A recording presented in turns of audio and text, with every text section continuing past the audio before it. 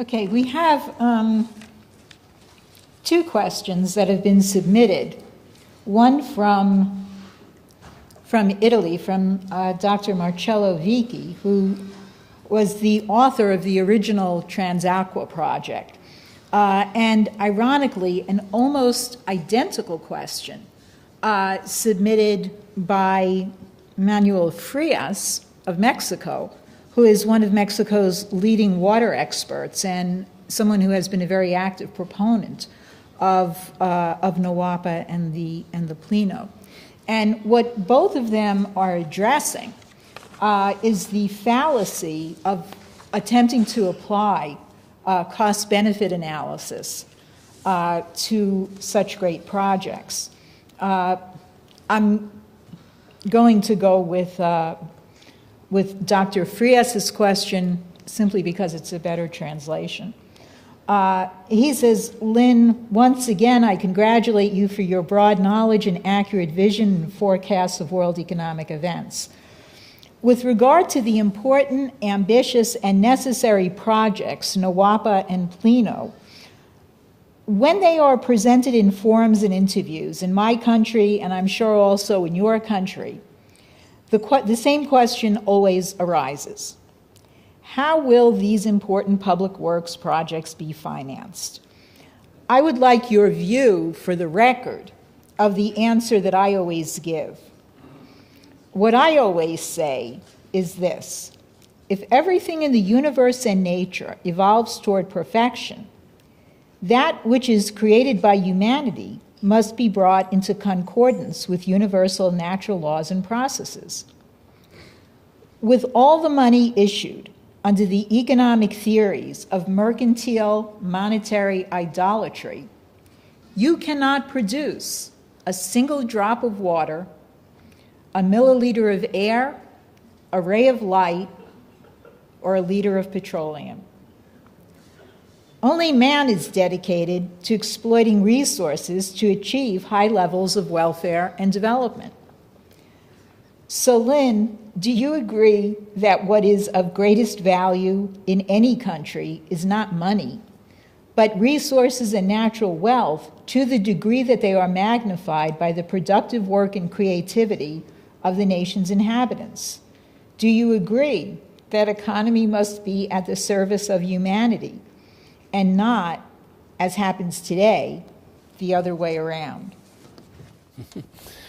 Well, in general, that's a fine sentiment. Let's be a little more concrete, because it's often in the detail that you lose the cause.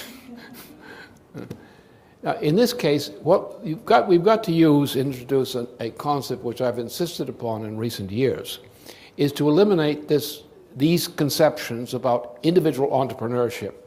Not that we're against international entrepreneurship, but the way it's misused by the various freaks of the right wing in Europe and the United States and by the British in general, it's got to be canceled.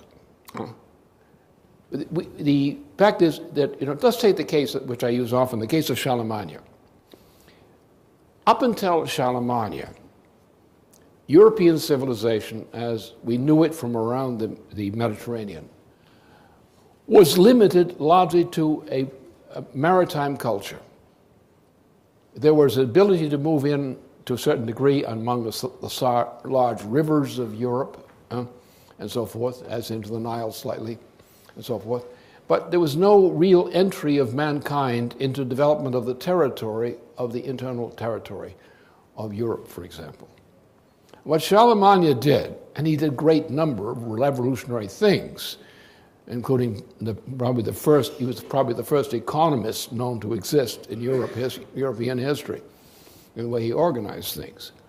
But what he did is he decided to not only develop the utilization of the inland water systems, like the streams and so forth, within European territory, from essentially the Spanish border all the way into near Poland, that area. But he also built a system of canals, which created an internal water system, management system, which exists as an essential part of the productive potential of Europe to the present day. Now, Charlemagne, when he died, his area and many of its features were destroyed in the partition of what had been Charlemagne's domain among three parts then. But Charlemagne set a standard. For example, when Europe and in the United States developed their system, we in the United States went first to developing river systems and added canals. In other words, we were doing essentially then, in moving into the Ohio and toward the Mississippi in our development of the territory of the United States, we were doing the same thing that Charlemagne had done. We were developing canals like the Erie Canal and other canals. And then when we introduced railroads, beginning with the Reading Railroad, we moved the railroads would move along the banks of canals, of rivers and canals. So it was a more high-speed, more capable, faster means of transportation than you could do by barge, for example, on inland barge. When the change came, essentially as we approached the middle of the 19th century, when we made a revolution, which the British have never forgiven us for. They hate us for many reasons, but this is one of them, one of the big ones. We developed under the launching under Abraham Lincoln, using the Corps of Engineers, which then was really a project coming out of the West Point Academy basis. And we developed a transcontinental railway system for the first time. Now, not only did that happen, which the British hated, because that meant we were unifying the territory of the United States as a productive territory. But then our student of Germany, and he was a student of our work with two various intermediates, the Prime Minister, Bismarck of Germany, made a revolution beginning about 1877, a revolution in Germany, which was the German Revolution, engineering revolution, and was also the birth of the concept of extending transcontinental railway systems throughout Eurasia. For that, the British never forgave Germany or us. Because when you develop the inland territory, as we had done with the canal systems and the river systems under Charlemagne, and it imitated that in the United States in our initial development of the United States territory. When we'd gone to a transcontinental railway system, we could move freight quicker, better, and deeper than any maritime system could ever do. So suddenly we had strategically outflanked the British Empire, which depended upon control of the oceans, by a transcontinental railway system as a concept. That the territory of nations must be developed through railway and then going on to more. We're now going about things, as in China, the speculation, 1,000 miles an hour in a supported environment inside a tube. So you would have people sitting inside with the atmosphere, controlled atmosphere, inside a tube, and they'd be transported from one place to another at 1,000 miles an hour. Now, that beats, I think, any other mode of transportation available, including flying an airplane. We have one method, which I worked on back in the 1980s for a better system than the lift system we had for the astronauts. But they never did it. But this is the fastest. This is the fastest. 1,000 miles an hour is the best we can do for you, within sight now. And it's going to take some time to get there. But the point was, this meant the end of the British Empire, the end of some maritime power, a monetarist power, which combining monetarist power with the physical power of control of ocean freight. That power to control the mass of humanity. And that's what it was. The British Empire depended upon preventing the continent of Europe and North America from developing its internal resources as long as maritime power combined with the power of money, the control over a system of money internationally, was the control by which we were enslaved. And by freeing us with the transcontinental railway system, we opened the gates. The British Empire is doomed. And the British immediately went by firing Bismarck first, which was done by the British monarchy. And that point started us into the war, which became first the alliance of Japan with Britain against China, the alliance with Japan against Russia, so forth throughout this period, leading into what became known as World War I. We're all a project of this British imperialist reaction against the high-speed transportation system developed as a transcontinental railway system by the intention of Germany and by the action of Russia in the Trans-Siberian Railway system. So this is the principle which we should be attached to today. This is where things lie. We have to understand this strategic problem and understand that we have to develop these projects among nations. And secondly, we have to understand a more important consideration, which some people call infrastructure, which is a very bad word because it has connotations which lead people to a practice which is not workable. What you need is to build a platform. That's why I use the term platform. By going from, for example, mankind's history on this planet as a civilized mankind starts with the use of fire. No animal willfully uses fire. If you want to find out what is a human being, look for the signs of fire. Only mankind uses fire as a tool of human culture. Every other living species is terrified as hell by the idea of fire.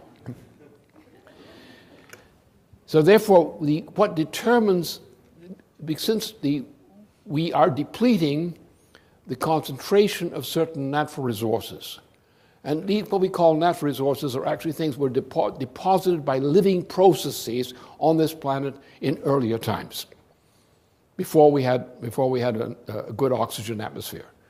In earlier times, we had this kind of thing. So what happens is now, when we mine, we are not getting, shall we say, pre-life forms of ores. The ores that we are mining are there because the processes of living processes put them there. So when we come along and we use iron, we go to areas in which the iron has been concentrated by the activity of living processes whose little dead bodies contain this iron because they fed on iron. So now you find the area where they're dead, like the Masabi Range, and you mine this iron where it's concentrated, where these dead creatures left this concentration. That means that when we try to use more iron, we're using less concentrated iron. It's more costly. Well, we have to increase our productivity. So we have to use fire, in the sense.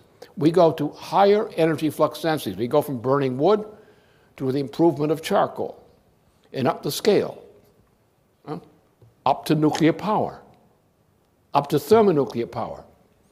And the destiny of mankind is always to go to these higher stages of power, because the Earth is not a system, a fixed system. The Earth system is always being changed. We're using things up. Therefore, we have to make up for what we're using and do more by increasing our productive power, which is generally, it means more fire, or higher forms of fire, more management of the Earth, management of the water systems, management of the growing areas, these things. And so that's the way you have to approach it. So therefore, what you need a planetary-wide system of cooperation among respectively sovereign nation states, which cooperate with one another in building up these platforms of higher levels of technology to compensate for what we're using up and to go on to other things in space beyond. And thus, then we base our production not on some jerk who's got a little firm as such. He's not going to change the society. It's these large-scale developments which can only be organized by governments and combinations of governments. We agree to make an improvement in the preconditions for production on this planet, in this nation, in this territory. We share that because it's in our interest that they progress in this respect as we. And therefore we come to a common aims of mankind to develop the platform on which production will occur, which means the general technology and so forth, all in one platform. We're raising that platform of productivity so that man is out racing what he's using up. And therefore nations must cooperate in developing these platforms and understand that credit for the utilization of these platforms in forms of technology applied to produce things we require is what we have to do. So I make that modification. Don't think about just individual production or individual territory. Think about a dynamic process, a human process, in a planet where we're using up what we call natural resources, which were left by living creatures before. Not something which is infinite, not something which was naturally deposited by dead bodies of living processes. So now we go to higher and higher forms of power, of energy flux density, as we call it, higher forms of power. And these higher forms of power and their expression in the management of water, the management of everything, these things are the platform on which production depends, and life, and progress in life depends. And those platforms then provide the basis which is done by nation states, not by just individuals, but by nation states, which cooperate with other nation states in developing these platforms. And then the nation states, in turn, then have national projects of themselves, cooperation with other nations, which are production programs which depend upon this steady progress in raising the level of these platforms. And that's what we have to do. So therefore what we need to understand that mankind is a unity. The idea of competition is overdone. The issue of nationhood is not competition. The issue of nationhood is cooperation among people whose culture is different. Because you can only develop a people in the culture of its children. And so therefore you must have sovereignty of nations because of the culture of their children. You must then have cooperation among these nations in common aims of mankind. Therefore, we need to eliminate the monetary system, have a fixed exchange credit system among nations, and then work together on the common aims of mankind and fostering those things within other nations which we agree is useful for mankind to do. And that's what we need. We need something with much more bite to it than the idea of doing good things. We have to be really revolutionaries.